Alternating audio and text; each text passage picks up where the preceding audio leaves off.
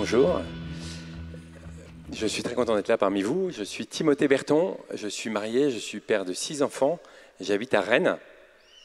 Et je suis content d'être là parce que Paray a été un lieu important pour moi dans ma vie, puisque c'est là où je me suis converti il y a pas mal d'années maintenant.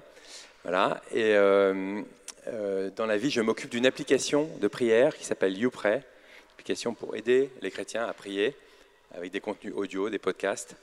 Voilà. Et j'ai aussi cofondé avec le père Étienne Grenet de Paris l'école française de vie dans l'esprit, voilà, qui est une école pour approfondir l'écoute de l'Esprit Saint au quotidien et la pratique des charismes. Voilà. Pour vous donner un tout petit peu une idée de mon parcours, de là où je parle, avec ma femme, on s'est convertis quand on était étudiant en école de commerce, et puis très vite après la fin de nos études, on a senti un appel à quitter nos boulots et à rentrer dans une communauté nouvelle de vie résidentielle pour vivre une vie de prière et de mission. Et donc on a passé 15 ans en vie résidentielle, en communauté, avec une vie de prière importante, les offices, la messe, l'adoration, et puis une vie consacrée autour de la mission. Et puis depuis 10 ans, on a repris une vie plus classique, on va dire, dans le monde. Et c'est comme ça que j'ai été amené à développer donc, cette application, et puis aussi ce parcours avec le père Étienne Grenet. Voilà. Alors, ce matin, donc c'est le dernier topo, je suis très honoré de faire le dernier topo. Donc ce que nous vivons dans une session, comme à Paray ou dans d'autres endroits, c'est des moments importants de notre vie spirituelle, qui constituent la trame de notre histoire sainte avec le Seigneur. Voilà. Et je voudrais ce matin prendre le temps de resituer ce que nous avons vécu pendant ces quelques jours, les grâces que nous avons reçues, la façon dont le Seigneur nous a parlé, nous a rejoints, nous a fortifiés, sur une échelle de temps plus longue, en essayant de dégager la pédagogie de Dieu à notre égard, discerner là où il souhaite nous emmener. Voilà. Il s'agit pour nous d'essayer de tisser ce fil rouge. Il y a eu le fil rouge de la session, mais il y a aussi le fil rouge de notre vie pour voir comment le Seigneur travaille nos cœurs, vers où il veut nous emmener. Voilà, qu'est-ce qu'il attend de nous. Voilà. Et c'est une question intéressante parce que quand on sort de session, le sujet c'est comment toutes les graines qu'on a à la session, c'est un peu comme une grande serre où il fait chaud, où on est bien, où on cultive les nouvelles graines que le Seigneur nous donne, et maintenant il faut les transplanter dans la terre qu'est le retour à la vie quotidienne. Voilà. Alors, je voudrais vous proposer de commencer en vous posant une question. Et la question c'est, au sortir de cette session, qu'est-ce que le Seigneur attend de moi? Qu'est-ce que je comprends du travail, du fil rouge que le Seigneur est en train de conduire dans ma vie? Où est-ce qu'il veut m'emmener? Essayez de dégager un petit peu ce fil rouge. Peut-être que dans ce que vous avez reçu dans cette session, il y a des choses très concrètes que vous avez vues à mettre en place en rentrant, peut-être une fidélité à la vie de prière, peut-être des points de conversion dans vos couples, dans vos familles, dans votre travail, etc. Il ne s'agit pas de ça, il s'agit d'essayer de dégager un petit peu le fil rouge, un peu plus, on va dire, macro de notre vie, de notre intimité avec le Seigneur. Alors je vous laisse 1 minute, comme on n'a pas beaucoup de temps, c'est très peu pour réfléchir à ce genre de questions, mais juste pour vous poser cette question, voilà, qu'est-ce que le Seigneur attend de moi de retour à la fin de cette session, quand je rentre chez moi? Qu'est-ce que je comprends de ce travail de fond qu'il essaye de faire dans ma vie? Je vous donne 1 minute.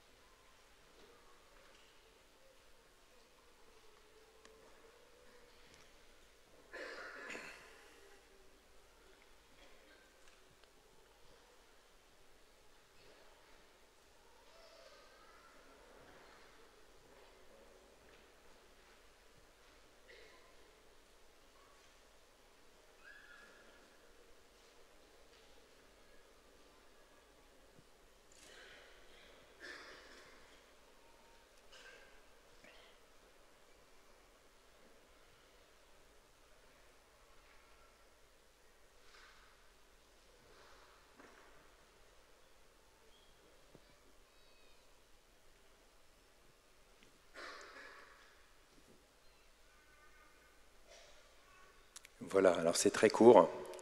Si vous n'avez pas eu le temps, vous aurez peut-être le temps pendant la messe ou après d'approfondir un peu cette question. La réponse que je vous propose, qui est un peu le thème du topo de ce matin, et que je vous propose sous forme de punchline, c'est « Dieu ne veut pas faire de toi un bon chrétien, il veut faire de toi un fils ou une fille de Dieu. » Voilà, Dieu ne veut pas faire de toi un bon chrétien, il veut faire de toi un fils ou une fille de Dieu. Voilà, est-ce que vous êtes OK qu'on se le dise ensemble? On le répète ensemble. Dieu ne veut pas faire de moi un bon chrétien, il veut faire de moi un fils ou une fille de Dieu. Voilà. Le bon chrétien, c'est celui qui... C'est un peu caricatural bien sûr, hein, mais je force volontairement le trait pour essayer de mettre en valeur la différence entre l'attitude du bon chrétien et l'attitude du fils ou fille de Dieu. Le bon chrétien, c'est celui qui va essayer de vivre honnêtement sa vie chrétienne, de mettre en œuvre les commandements, d'avoir une vie droite, de suivre le Seigneur. Voilà. Voilà. Et c'est déjà très bien, hein, d'être en règle avec le Seigneur, et c'est déjà très bien. Quand le jeune homme riche vient voir Jésus et lui dit « Voilà, moi j'ai tout mis en pratique, j'ai suivi tous les commandements », eh bien Jésus, qu'est-ce qu'il dit dans l'Évangile? Il dit « Jésus le regarda et l'aima ». Voilà, donc c'est déjà très bien. Mais juste après, il lui donne un petit taquet, il lui dit « Maintenant, si tu veux aller plus loin, va avant tout et suis-moi, et à ce moment-là, tu seras vraiment... tu me suivras jusqu'au bout, quoi. » Voilà. Le fils ou la fille de Dieu, lui... il ou elle ne néglige pas tous ces aspects-là, ces aspects de suivi des commandements, voilà, de la foi chrétienne. Il n'est pas du tout au-dessus de tous ces aspects. Hein, Jésus lui-même dit « Je ne suis pas venu abolir, mais accomplir ». Mais il comprend que l'appel qui repose sur sa vie se situe à un autre niveau. Voilà. Et ce n'est pas juste au niveau de l'observance, mais c'est dans une qualité d'être et dans une densité de relation avec notre Père du ciel. Le bon chrétien, si on prend une parabole de l'Évangile, c'est le fils aîné de la parabole des deux fils, hein, autrement appelée la parabole du fils prodigue. Il est fidèle, il est présent, il est obéissant, il n'est pas parti dilapider tout l'héritage du Père, mais il ne vit pas comme un fils, il ne vit pas comme un fils. Quand il voit son frère revenir après avoir dilapidé tout l'héritage, quand je vois une main qui se lève, vous m'entendez bien au fond? C'est bon? Ok. Quand il voit son frère revenir après avoir dilapidé tout l'héritage, en lui, il y a une colère qui monte, il y a une rancœur, il est triste. Et il va voir son père et lui dit « Moi, voilà, tu sors les plus beaux habits, tu fais la plus grosse fête pour mon frère qui t'a trahi d'une certaine manière, et moi, j'ai jamais eu un seul agneau pour faire la fête avec mes amis. » Voilà. Et la réponse du père, qui est sans doute la pointe de cette parabole, c'est de dire « Toi, mon fils, tu es toujours avec moi. Ne sais-tu pas que tout ce qui est à moi est à toi ? Ne sais-tu pas que tout ce qui est à moi est à toi ?» Voilà. Le fils aîné, il se vit plus comme un serviteur premium que comme un vrai fils du Père. La parole « Ne sais-tu pas que tout ce qui est à moi est à toi ?» c'est une parole qui caractérise par excellence la relation de Jésus à son Père. Et c'est aussi ce qui nous est proposé de vivre. Dieu nous dit aujourd'hui « Tout ce qui est à moi est à toi ». Parfois, quand on a un esprit de manque, quand parfois on a l'impression que le Seigneur n'est pas présent, qu'il est loin, on peut se répéter cette parole. Tout ce qui est à moi est à toi.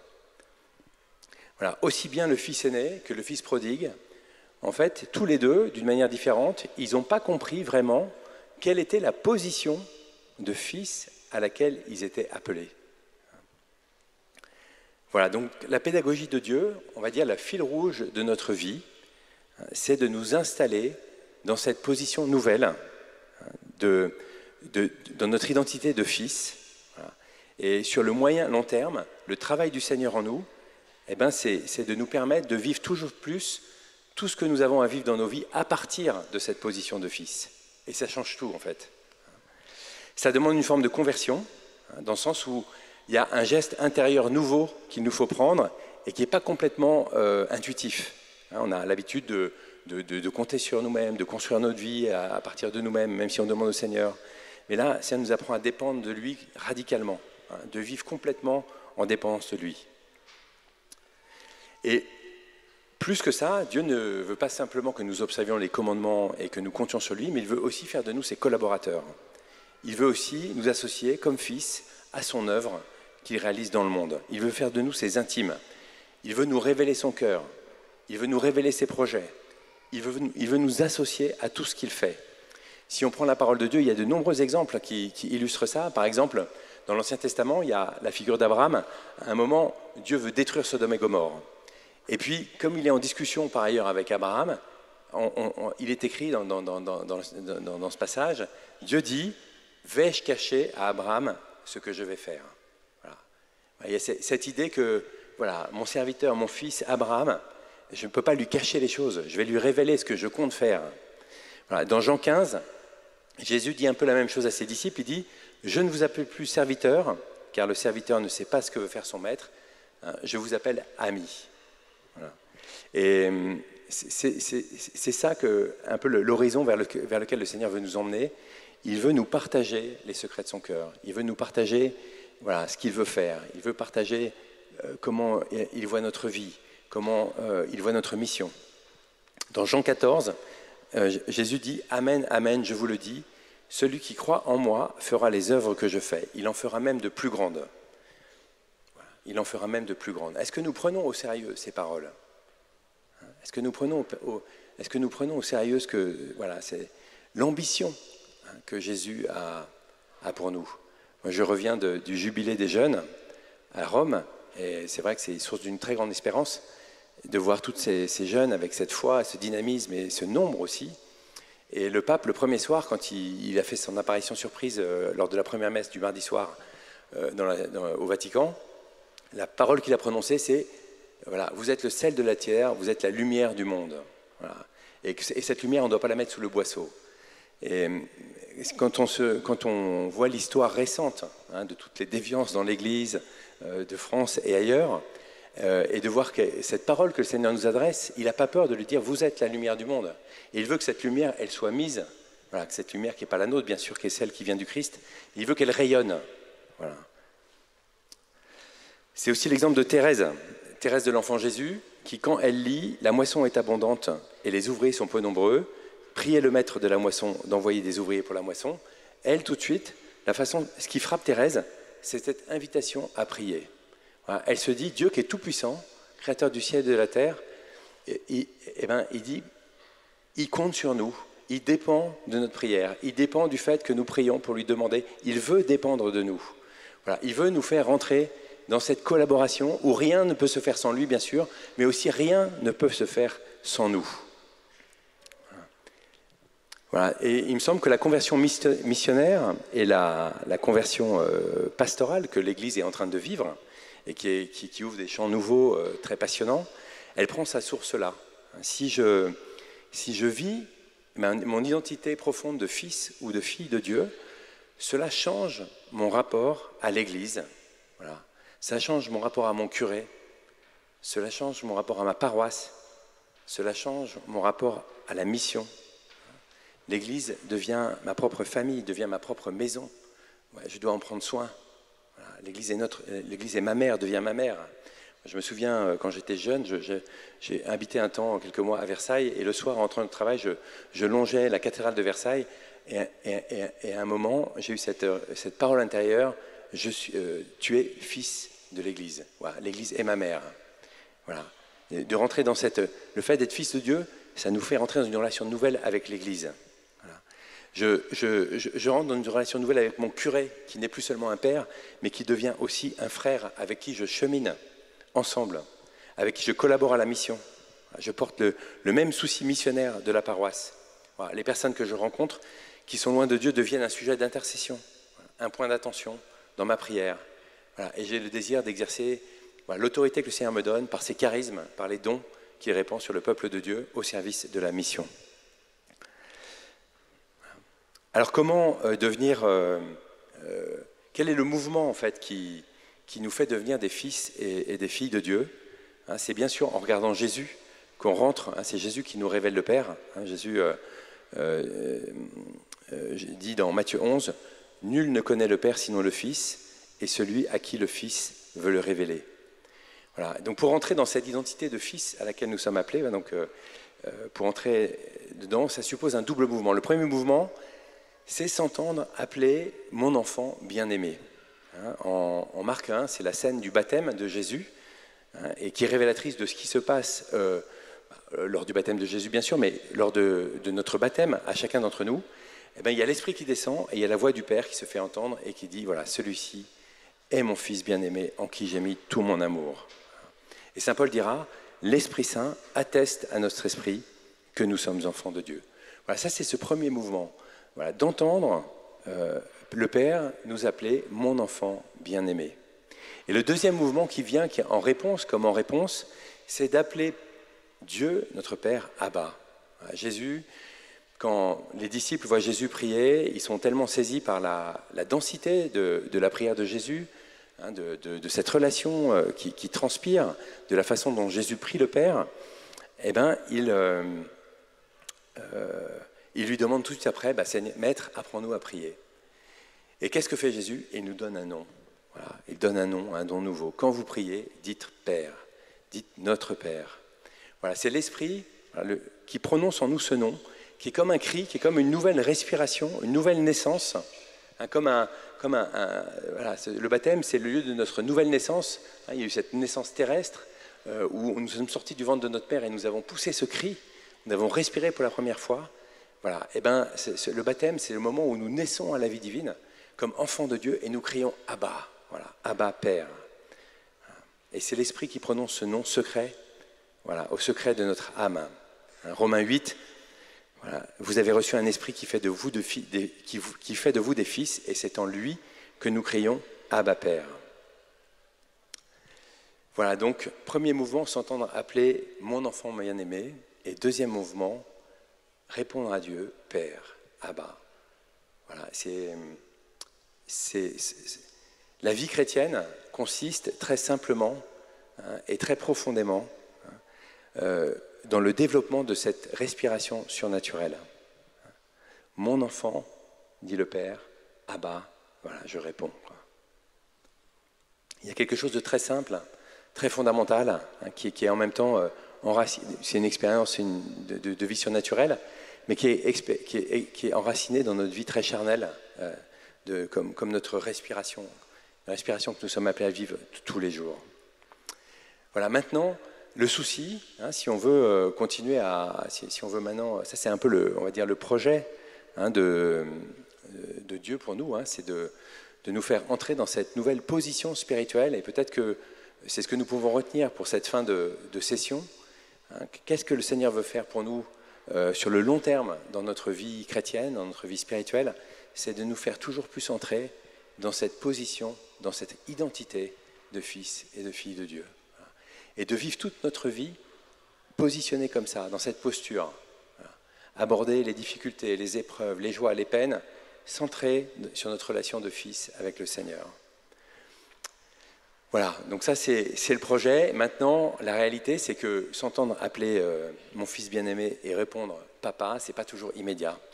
C'est pas toujours immédiat dans le sens où parfois ça reste quelque chose d'intellectuel, qu'on a appris, qu'on sait, qu'on vit, de temps en temps, peut-être souvent, mais qui n'a pas toujours cette densité qu'on peut imaginer que ça avait dans la vie de Jésus, dans la relation qu'il avait avec son Père.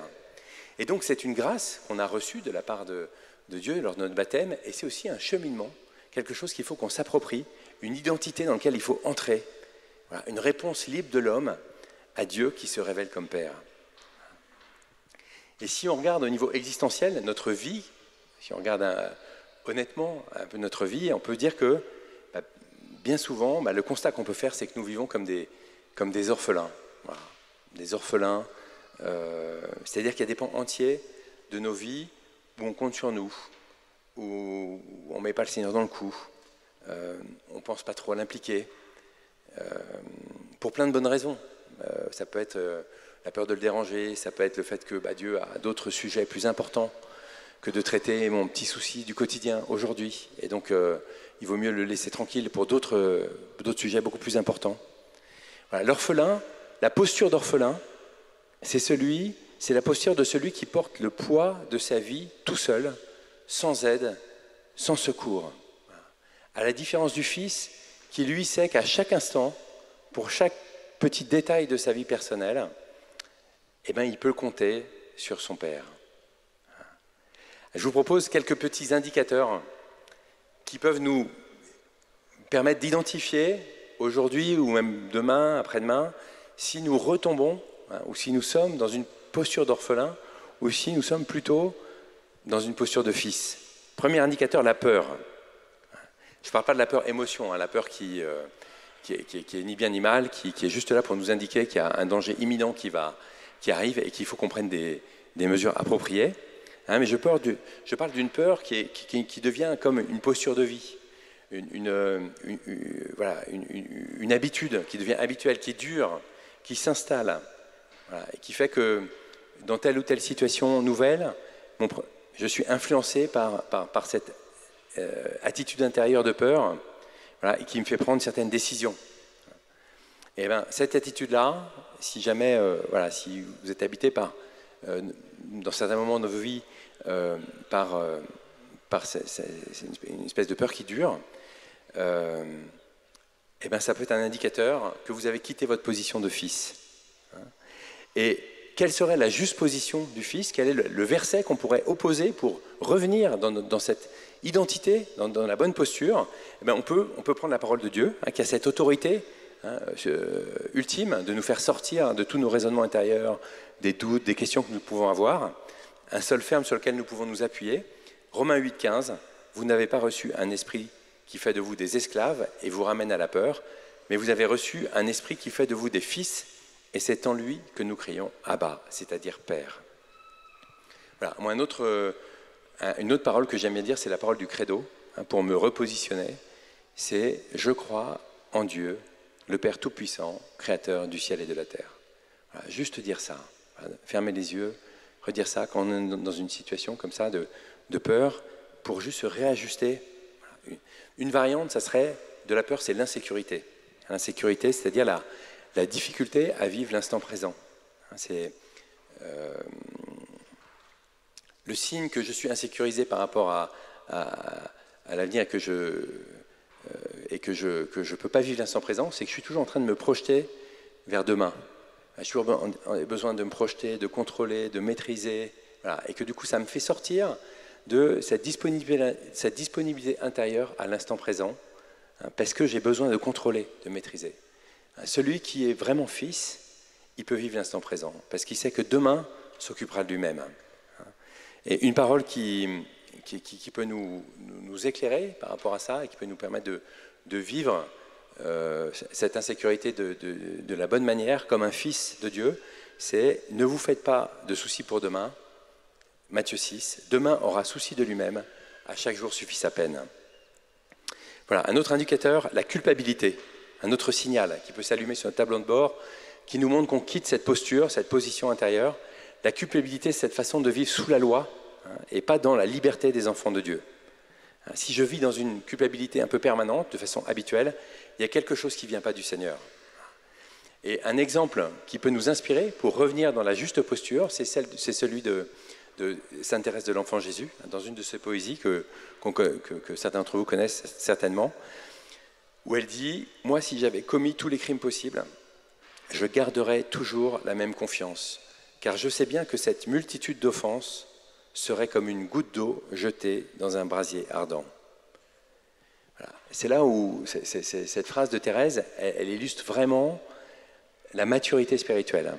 C'est-à-dire le moment où Thérèse, elle ne s'effraie plus des misères, des péchés, des difficultés, des faiblesses, des fragilités qu'elle trouve en elle.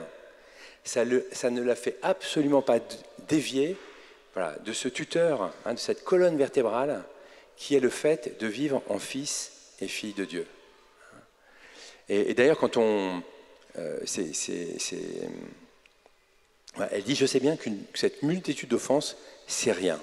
Je garderai toujours la même confiance. » Hein, ça fait écho au fils prodigue. Hein, le fils prodigue, lui, il revient. Qu'est-ce qu'il dit à son père quand il revient? Je ne suis pas digne d'être appelé ton fils. Thérèse, je garderai toujours la même confiance. Voilà. Alors, on pourrait en lister encore plein d'autres. Hein.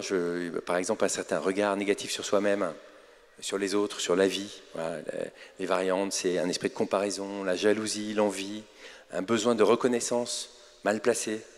Voilà. Et la position spirituelle à tenir là-dedans, c'est de se recevoir du Père. Voilà. Le verset qu'on peut se redire, c'est le verset du baptême. Voilà. Tu es mon fils bien-aimé, en toi j'ai mis tout mon amour.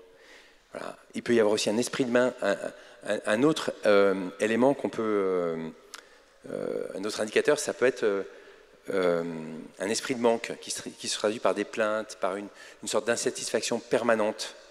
Voilà. Et la position spirituelle qu'on peut tenir face à ça, c'est redire cette parole de Matthieu 6, « Votre Père céleste sait ce dont vous avez besoin ». Voilà, je termine la liste, mais on pourrait en lister encore d'autres. Si on revient à la cause, qu'est-ce qui a fait qu'on a dévié en fait comme ça? Ce qui nous a fait dévier, bien sûr, c'est le péché originel, hein, dans Genèse 3. Hein, si on revient à l'origine, on voit qu'avant la chute, il y avait comme une évidence de la relation entre Adam et Ève et Dieu. Hein, et juste après la chute, qu'est-ce qui vient dans le cœur d'Adam et Ève? C'est la peur, le doute, tout devient plus compliqué.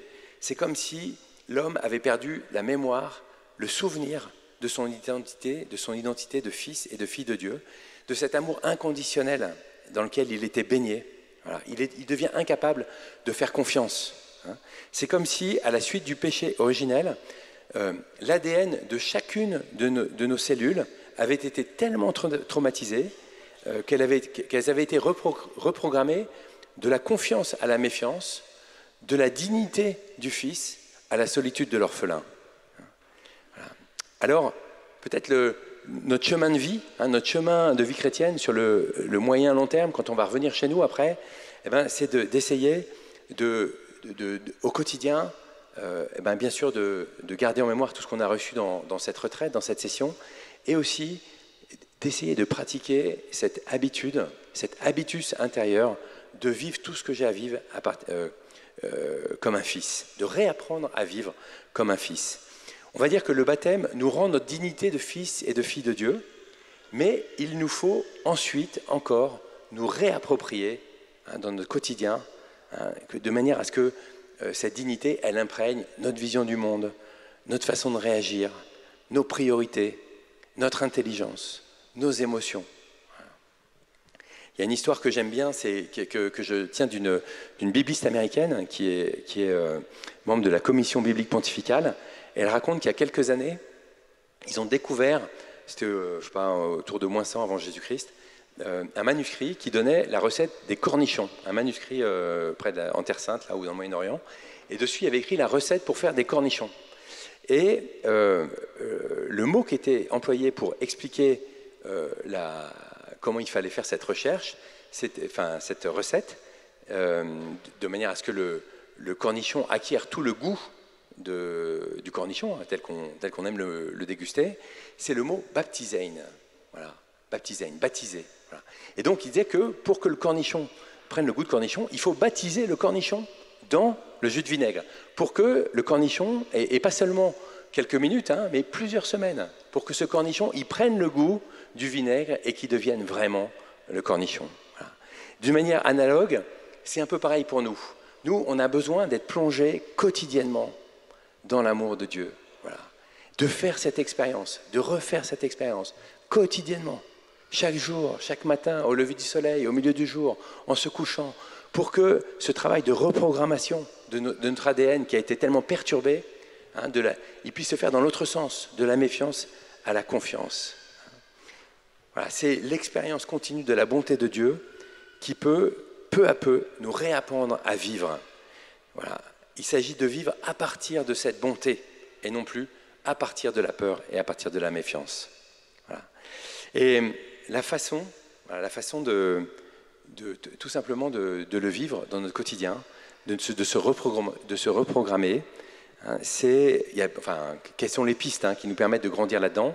Il y a beaucoup de choses, bien sûr, c'est de demander au Seigneur, c'est d'y aspirer, de le désirer. Mais je voudrais vous donner une petite image par rapport à une expérience toute humaine que nous avons de la relation avec nos parents, hein, qui peut être plus ou moins confiante, plus ou moins abîmée, mais d'une certaine manière, on a tous plus ou moins une idée de ce que c'est qu'une idée d'une belle relation avec un père, si ce n'est pas dans notre famille, mais peut-être dans d'autres familles. C'est que qu'est-ce qui a permis de construire une relation de confiance avec le père et la mère, c'est que tout au long des premières années, et puis ensuite, voilà, l'enfance, l'adolescence, l'enfant a pu voir des démonstrations de l'amour du père ou de la mère pour lui. Voilà, il a pu voir la fidélité, voilà, de Dieu, la fidélité du papa et de la maman pour l'aider dans toutes les tâches quotidiennes de la vie, pour lui donner à manger, pour le soigner, pour s'occuper de sa santé, pour lui apprendre à faire du vélo, voilà, pour l'aider dans ses devoirs. Voilà. Et c'est cette fidélité qui, chez nous, malheureusement, est toujours un peu conditionnelle, mais qui tend vers une sorte d'inconditionnalité quand on est père et mère de famille. En tout cas, on aimerait le vivre comme ça, qui a permis à l'enfant d'établir ce lien de confiance de plus en plus fort avec son père et avec sa mère. Et c'est exactement ce que dit Jésus dans la parole de Dieu. Hein, Jésus dit, en Luc 11, il dit, c'est exactement ce qu'il dit, ce qu'il faut que nous fassions par rapport à notre Père du ciel. Il dit en Luc 11, « Vous qui êtes mauvais, vous savez donner de bonnes choses à vos enfants, combien plus votre Père du ciel donnera-t-il l'Esprit Saint à celui qui lui demande ?» Voilà. Jésus fait ce parallèle. Vous, votre relation, la qualité de votre relation avec vos enfants, vous savez la développer, voilà, plus ou moins bien, plus ou moins parfaitement, mais elle est là. Voilà. Combien plus votre Père du ciel. Et vous le faites en prenant soin de vos enfants. Combien plus le Père du ciel veut prendre soin de chacun d'entre nous. Et pour se sentir fils de Dieu, il faut donc faire cette expérience quotidienne, hein, et régulière de l'amour de Dieu. Jésus nous invite à demander. Hein. Il nous dit, demandez, vous recevrez, cherchez, vous trouverez, frappez, on vous ouvrira. Hein. Le Seigneur nous invite à faire l'expérience que Dieu répond à nos prières. Voilà. Pour illustrer ça, je vous donne un petit exemple. Voilà, moi, c'est quelque chose que j'essaye de pratiquer au quotidien. Et je vois que sur le long terme, sur le temps long, c'est quelque chose qui est très transformant et on passe par des degrés. Hein, on va dire si on devait mettre un mot sur la juste position du Fils, c'est l'abandon. Voilà, l'abandon à la volonté du Père, l'abandon à la providence. Ouais, la juste posture que nous sommes appelés à rechercher dans les semaines, dans les mois qui viennent, dans les années qui viennent, qui vont nous permettre d'entrer dans cette dimension pleine à laquelle nous sommes appelés, hein, dans cette conversion profonde, eh ben, c'est de rentrer dans cette posture d'abandon. Et il y a des petits degrés qu'on passe petit à petit, tout simplement, à travers les témoignages de l'amour de Dieu pour notre vie, à travers la façon dont on a fait des actes de foi, dans les épreuves que nous avons traversées et qu'on a vu que le Seigneur était présent. Voilà. Et plus on fait ça, plus notre niveau de foi, il augmente petit à petit, de façon presque imperceptible. Voilà. Et il y a une transformation profonde de notre être qui se produit. Voilà. Alors, je vais terminer avec un exemple personnel. Moi, j'aime bien mettre au défi notre évangile de mariage avec ma femme Virginie, c'était chercher d'abord le royaume de Dieu et tout vous sera donné par surcroît. C'est ce qu'on a essayé de vivre dans notre quotidien et un peu comme un défi lancé au Seigneur aussi, en train de dire, mais est-ce que c'est vrai cette parole? Est-ce que si tu dis que cette parole est vraie, est-ce que si jamais en pratique, tu vas vraiment le faire? Voilà. Et j'ai essayé de le vivre, j'essaye de le vivre très pauvrement, très humblement, mais dans ma vie quotidienne, au travail, avec plein de petites, dans l'éducation de mes enfants, je pourrais donner plein d'exemples. Quand je ne sais pas comment faire avec un enfant qui me déconcerte, eh ben, je dis, Seigneur, montre-moi aujourd'hui comment faire. Voilà, dans le travail aussi. Et de compter sur lui et ensuite d'être attentif pour discerner la façon dont il me répond. Et comme ça, je rentre dans une intimité, dans une capacité de discernement plus grande à la volonté de Dieu, à sa façon dont il vient me rejoindre, il vient de manifester son amour. Et je vous donnais un exemple précis pour terminer. C'était une année, il y a quelques années, nous étions avec nos enfants, mon beau-frère et ma belle-sœur et leurs enfants à Paris. Nous sommes tous des provinciaux. Et on passait 3 jours à Paris et une des journées était consacrée. On s'était dit, voilà, on va faire une journée culturelle, on va emmener nos enfants au Louvre. Et c'était à Noël, c'était le 31 décembre. Et on était arrivé un peu tard, après le petit déjeuner, on était en vacances. Et on était arrivé vers 11h30 du matin. Et à 11h30 du matin, le 31 décembre, eh ben, il y a le monde entier qui s'est donné rendez-vous à Paris et qui veut visiter le Louvre. Pourquoi? Parce que passer le 31 à Paris, c'est so romantic. Et donc, du coup, il y a beaucoup de touristes. Et tous les touristes s'étaient donné rendez-vous ce jour-là pour visiter le Louvre. Et donc, on arrive, 11h30, et on voit une file incalculable, interminable. On met à peu près une demi-heure pour arriver à pied jusqu'à la fin de la file. Elle va jusque dans la cour de carré, elle fait le tour, etc. Et à la fin de la file, il y avait un gardien, voilà, qui était là, du Louvre, et qui disait « Moi, c'est fini, ça ne sert plus à rien, là, il y a au moins 6 heures de queue, et on ferme à 4h30, donc il est 11h30, c'est mort. Voilà. » Et moi, j'ai fait un petit exercice spirituel, pour 2 raisons, parce que j'aime bien faire ça avec le Seigneur, et puis aussi parce que mon beau-frère n'était pas spécialement croyant. Et je me suis dit, tiens, c'est l'occasion de donner un petit témoignage, de lui donner un petit témoignage que le Seigneur agit dans ma vie au quotidien.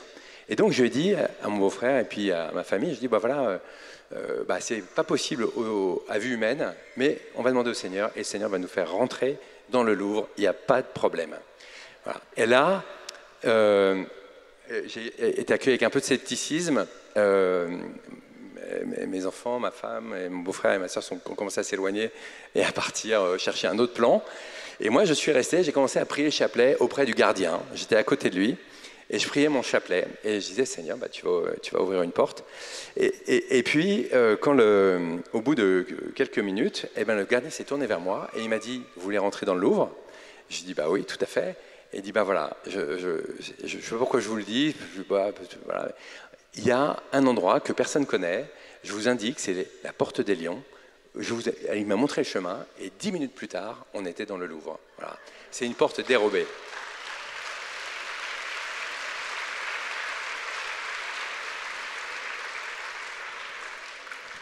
Voilà. Depuis ce temps-là, mon beau-frère, il apporte un peu plus de crédit à ce que je dis sur le Seigneur, et je sais qu'il a vu que Dieu, à ce moment-là, il y avait vraiment un acte du Seigneur, parce que c'était il n'y avait pas de solution humaine. Voilà.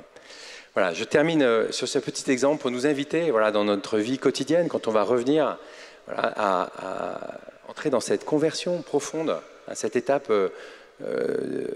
plus profonde encore de notre relation au Christ, d'entrer dans cette posture de fils et de filles de Dieu, voilà, de s'attendre à ce qu'il honore notre recherche de devenir des fils et des filles, de compter sur lui. Voilà, c'est à partir de là que la conversion missionnaire et pastorale de notre Église peut se déployer. Amen.